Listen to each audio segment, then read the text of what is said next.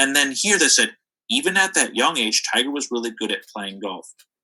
That, for me, that sentence right there is telling me, the reader, oh, turning the car, pivoting, new information, right? The story's done, Okay, and now we're going to go in a different direction, and I'm going to learn something different about it. Do you guys see that? How the writer did that? How the book kind of did that? Okay, that's important. Also, I love this word here, erupted into applause.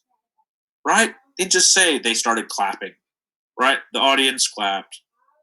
That's kind of boring, right? You don't know how they're feeling. But if they erupt into applause, wow, that means like they feel really excited, and they're also feeling like really happy, right?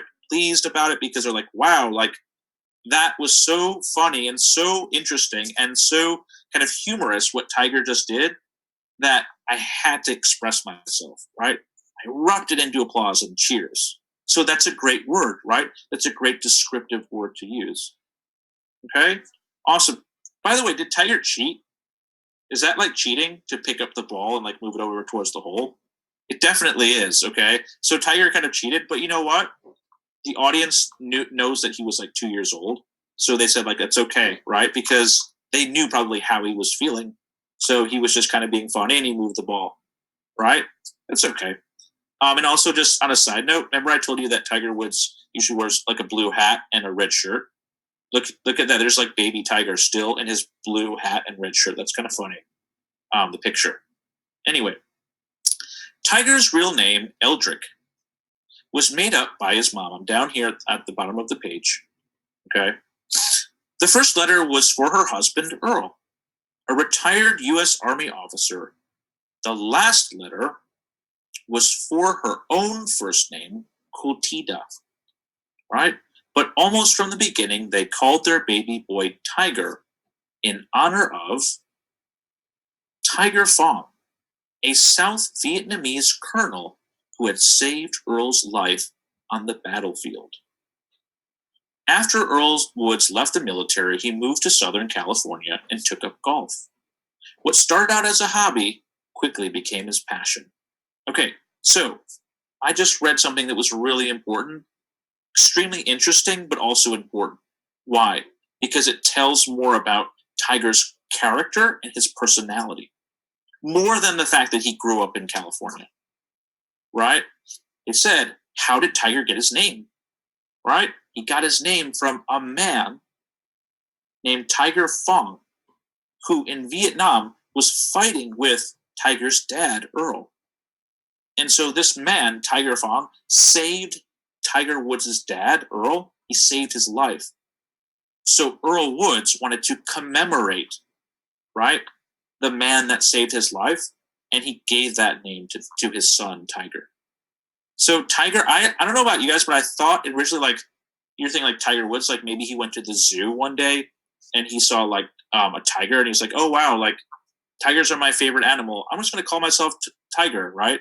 Or like maybe he had an orange shirt that he wore and it reminded people of Tiger. Like, hey, you look like a tiger. Hey, let's call him Tiger Woods. Nope. There's actually a really deep reason for why Tiger got his name, and now we know it. Is that important information? If I'm an active reader, guys, am I going to remember that information? Definitely. Am I going to remember that more than the fact that Tiger grew up in California? Yes, right? Because that's kind of important, but it's not a big idea. And remember what we were just talking about before was the strategies, right? Separate what's important, the big ideas, from things that are kind of details and minor. Minor means less important. Okay? How do you think Tiger Woods feels about being named after a guy that saved his dad's life? Go to your chat box, see if you can type something out. I'm going to look at it. Let's see what we got. How do you think Tiger Woods feels, right, inside about being named after a guy that saved his life? Weird, honored, pretty lucky, okay? Proud, that's a good one. Okay, I see a lot of proud, maybe proud, special. Okay, those are all kind of good things. Okay? I see confused, maybe not confused. Grateful, honored. Wow, that's an excellent word. Whoever just wrote honored that's excellent. Okay? Honored, grateful. Okay? Let me ask you, it's excellent, guys. Okay? Really thankful. Good. Very good. Okay? Guys, all of it's good. Super. Okay? Awesome. I'm going to add something to it, though. Okay? If you have to live up to someone who saved your dad's life, wouldn't that put a lot of pressure on you? Yeah, definitely, right? Wouldn't you want to live up to that name? Right? Of course.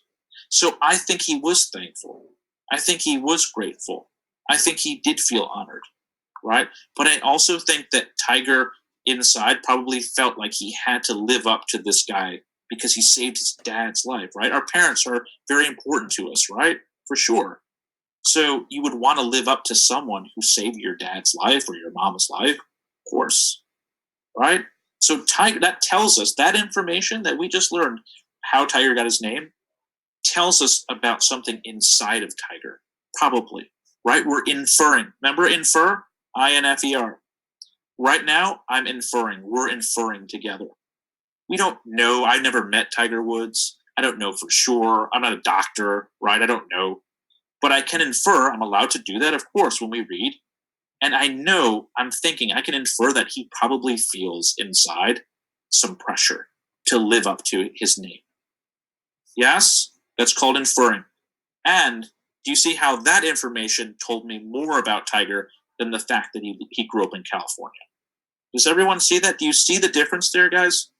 Guys, and again, let me just say this again, is that you don't want to waste your time. Do you understand what I mean? You don't want to write down he lives in California or think about he lives in California because that's wasting your time. You're going to get tired, right? Because you're not knowing where to look and where to use your time and your effort well.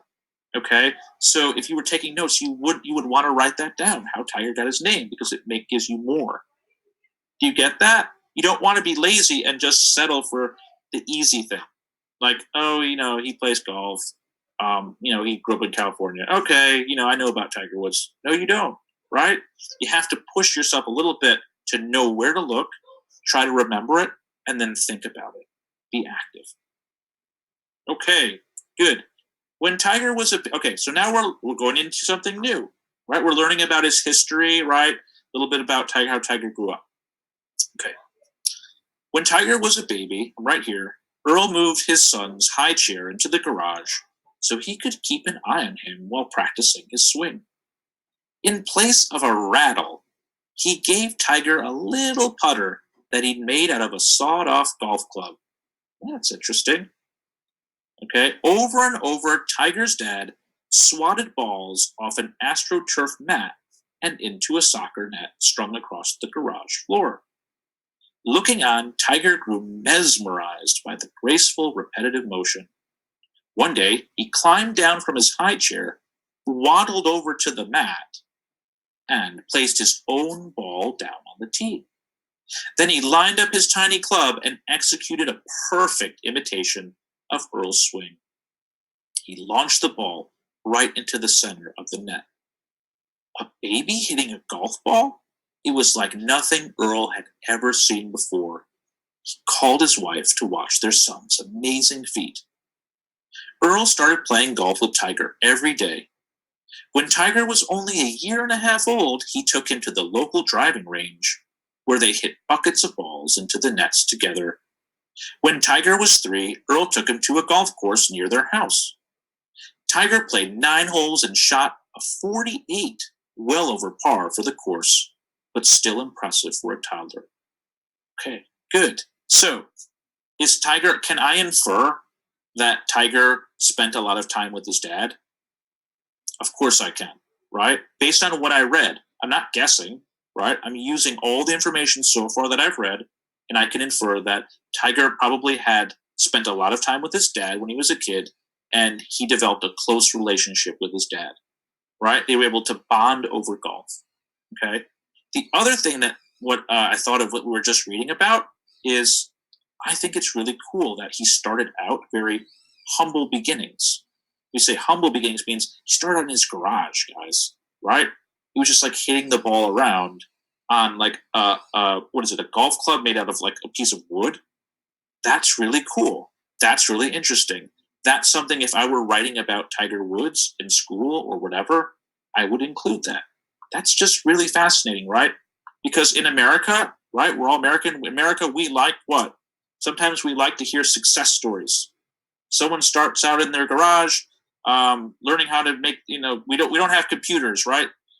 Steve Jobs, if you know him, right? He was the founder of Apple. He's in his garage making this computer, and then one day everyone has computers, right?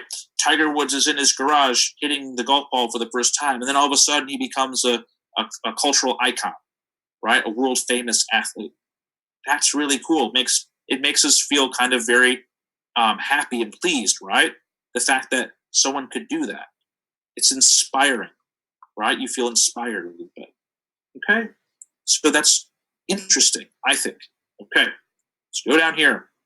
We're doing a really good job. Soon the family's living room became Tiger's putting green. Okay, guys, some of you guys might be playing golf already. Some of you might already know how to play golf. Maybe you played mini golf. I love mini golf. It's not the same. Have you guys played mini golf like the Pirates Cove? I've played that before where they have like a pirate theme. It's so fun. But anyway, that's different than real golf. But my point is, guys, don't play golf in your living room. Okay? Don't do that.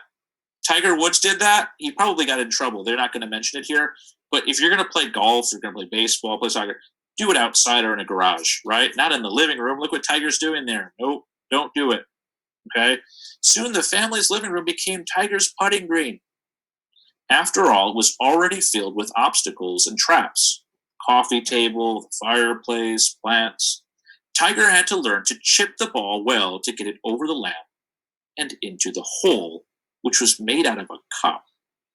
Practicing in this space would later help Tiger on a real golf course. Not only could Tiger play golf, he also knew everything about the game without ever having a real lesson. Okay, time out. Do we know what that's? Let me read that again. Not only could Tiger play golf, he also knew everything about the game without ever having a real lesson. Is that true, guys? Or is that exaggeration? Yep. Do we know what exaggeration means? Exaggeration means when we kind of say something that's partly true, but then we stretch the truth, right? And then we say something that's definitely not true. It's not really lying. It's just kind of like expressing yourself based on fact. For example, if I go play baseball and one time out of the 100 times I play, I hit a home run, I say, you know what? I'm as good as Babe Ruth, or I'm as good as Mike Trout. Maybe some of you guys know about baseball. I'm the best. How about this? I'm the best player in the whole world. Is that an exaggeration? Definitely, right? It's not true. Did I hit a home run one time? Yes. But am I the best in the whole world? No. Right? In real life, people don't always like that, right? It's like bragging. But when you're writing or when you're reading about something, that's a cool strategy, right? You can use exaggeration to get the reader's interest, right? So that's probably not true, but it's kind of fun and cool to read about. Okay? I don't think he knew everything about golf, guys, without a lesson. Do I think he knew a lot? Definitely. I can infer that, right? I can infer that. But did he know everything? Probably not. Okay? So it's called exaggeration. It's a technique that writers and readers sometimes use. Okay? When Earl and Tiger watched golf on TV, Tiger could point out the weaknesses of the professional players. Look, Daddy, he would say, that man has a reverse pivot. He instinctively understood the techniques and skills needed to be a superior golfer, right? Excellent, superior golfer.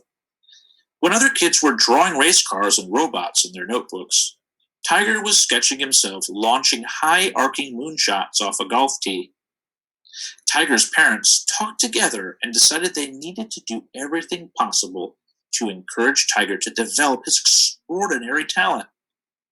Earl Woods would handle golf instruction, right?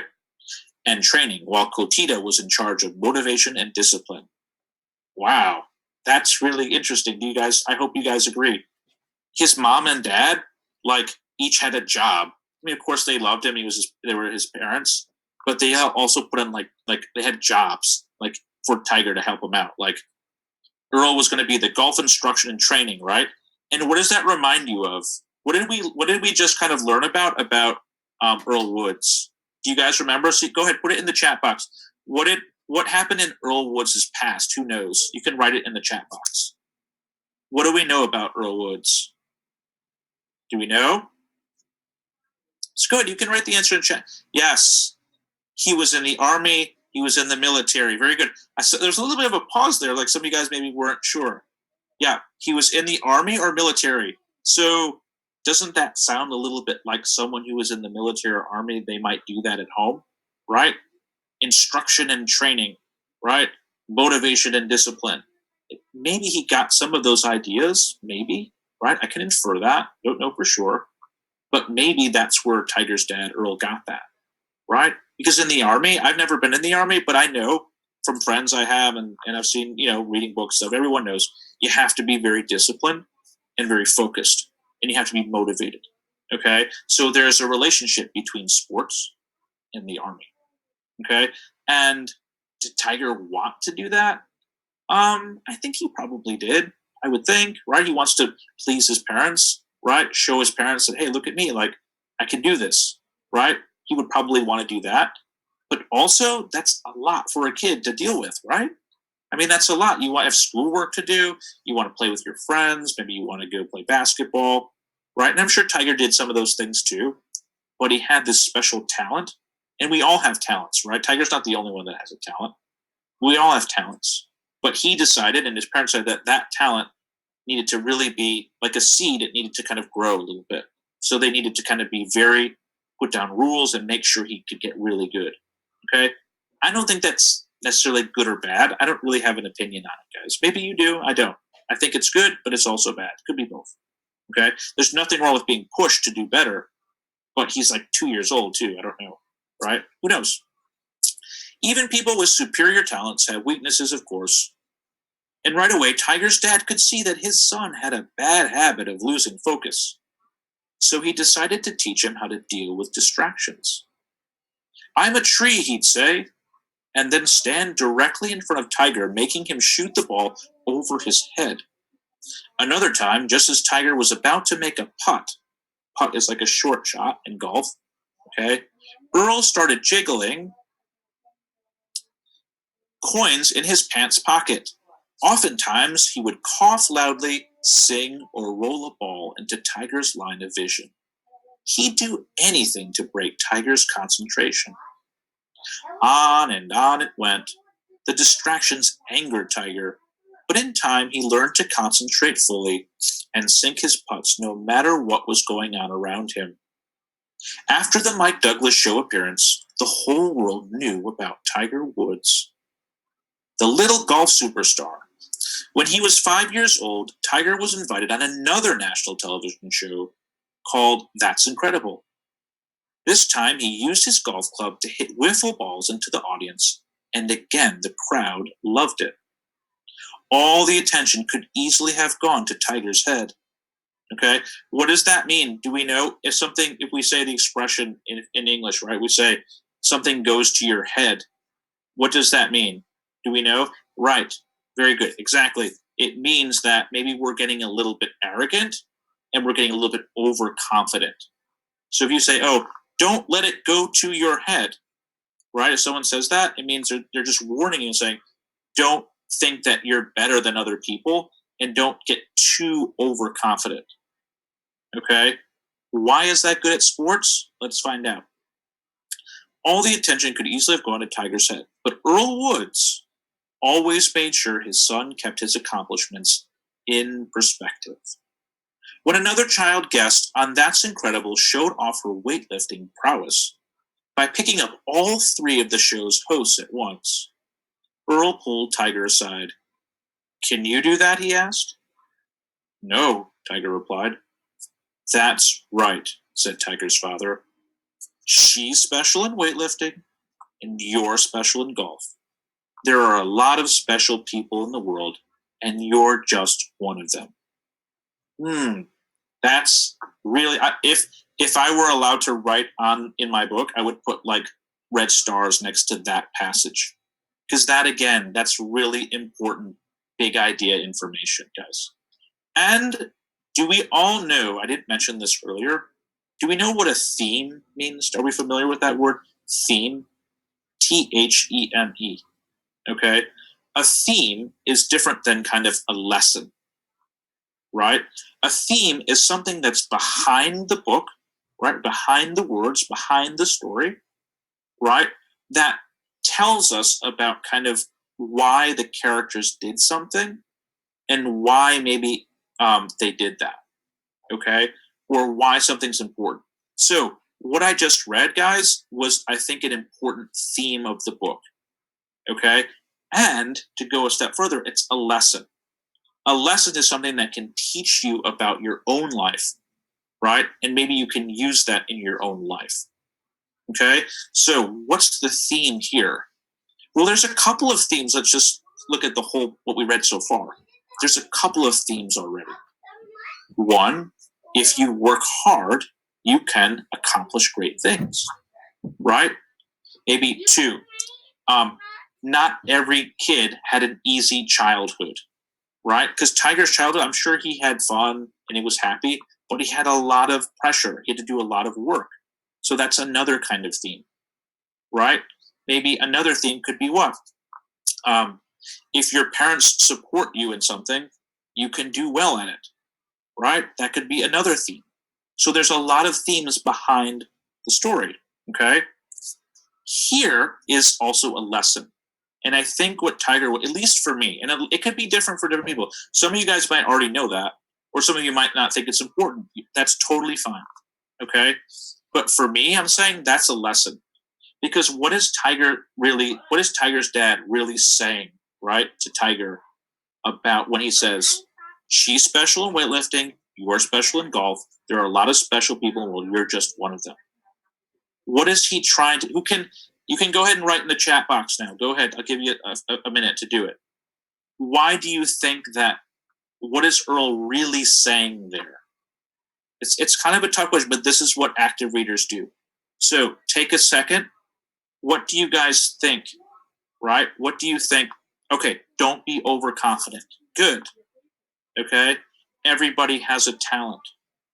Okay? He's only one special person. Very good, guys. Awesome. Let's see. Good. Don't become too confident. Right? So we're getting a lot. Everyone's special. Don't be overconfident. Very good. Everyone's good at something. Exactly. Take pride. Whoever just wrote that, excellent. Take pride in your own accomplishment. Okay? Guys, excellent. Okay, I know I asked you kind of a difficult question, but that's what we want to do. Very good. Okay, and I'm sure if I gave you a lot more time, you could probably go even further on it. Okay? I think for me, and just to add on to the awesome suggestions you guys just made, and I agree with all of it. I could have said it better myself, actually. Okay? I think also that he's just saying, be humble. Right? What does that mean, be humble? It means that even though you're really talented and you are amazing and you are going to be the best at golf, you're still like everybody else, right? And if you don't realize that, you're never going to have fun or be happy in life. That's what I think Earl was saying. I don't know for sure, but I think that's what he's saying. He's saying, be great, shoot for the stars, be the best, but don't think you're better than other people, because then you'll just be alone. Right? And no one wants to be alone, right? Even if you're the best. You still want to have to share with other people so you can learn, right?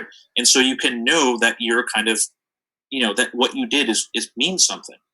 Okay? So for me, that's a really important big idea or theme or lesson in the story.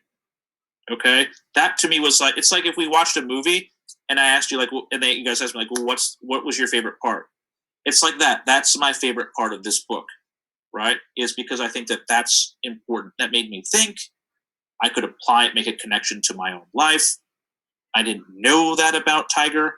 Now, it's like every time I see Tiger, I think he's playing in a tournament this weekend, guys. I'm not a huge golf fan. I'm more like football and basketball. I like soccer, but I watch golf too. And I think Tiger's playing this weekend. So now I bet when I watch Tiger play golf, if I have a chance to this weekend, I'll probably think about that, right? Because I know a little bit more about him and maybe where he came from. So that's kind of interesting. It changed my point of view, or it gave me more information so I can see the world differently, see Tiger differently. Okay, guys, we're almost done. We have to end on time. That's really important. Okay, we have other classes coming up. We don't need to rush. After the show, a group of adults approached Tiger and asked for his autograph, right? Tiger didn't know what to do. He never signed his name before, and especially not the request of grown-ups who wanted a souvenir. So he just scrawled Tiger in large capital letters onto the page. Just took a crayon and wrote Tiger. That's funny. When Tiger wasn't on the golf course, he didn't feel like a superstar at all. In fact, most of the time, he felt like a first-class dork. One reason for his lack of confidence was a speech impediment. Impediment means like a problem. He had a problem speaking. So that's interesting. Okay? I didn't know that about Tiger. In elementary school, Tiger developed a stuttering problem that other kids would tease him about. His parents took him to speech therapists, but no one could figure out how to correct the problem. Then one day, Tiger stopped stuttering on his own. When people asked him how he did it, he said that he had conquered his speech impediment by talking aloud to the family dog. Faulty vision was another problem for Tiger. From an early age, he was severely nearsighted. He had some trouble in class, unable to read what was written on the board. But only when his blurry eyesight started to affect his golf game did Tiger become concerned. His parents took him to an optometrist who prescribed a pair of thick eyeglasses to correct Tiger's vision. Now he could see everything, including how ridiculous he thought he looked. Okay, we're going to stop there. We really only have like one more page, but we are kind of running out of time. I'll just say this, guys. I really appreciate the author here balancing kind of Tiger's life by telling us some of the things that he can do really well, and then also some of his weaknesses, right? He had a speech impediment, right? He couldn't talk always perfectly, and his eyes weren't great. That's kind of interesting, right? Because now you know that we all have to go through obstacles and problems, right, to kind of get to where we need to go, okay? And so even though we see Tiger as this great, famous person, he also had to go through some insecurities too, some weaknesses that he felt he had, right? And then he worked to overcome them. That's a great thing to include in a book. I find that interesting. That's something I would want to read about. So for me, guys, I'll leave it at this. I'll say that I really find this book, and I hope it was for you, this chapter of this book, engaging and interesting because I learned more about Tiger than I didn't know before. And I got to think a little bit about myself, okay? And that's great. I'm going to walk away from reading this chapter thinking about things, right? At least a little bit. Not like I'm going to sit down and like do homework, no. But we together, not just me, together as active readers, we did a great job so we can leave this reading session thinking about what we read. And that's really what we want. That's our goal here, okay? Guys, we have to end on time. I'm really happy to have you along with me today, okay? I will see you on, I believe it's Thursday, okay? We'll have a new story. We're not going to read about Tiger Woods every time. Every class will be a little bit different. We'll do some different kind of reading. Please be safe, right? Be safe out there, but have fun, right? It's your summer, okay? Bye now. See you next time. Great job. Bye now.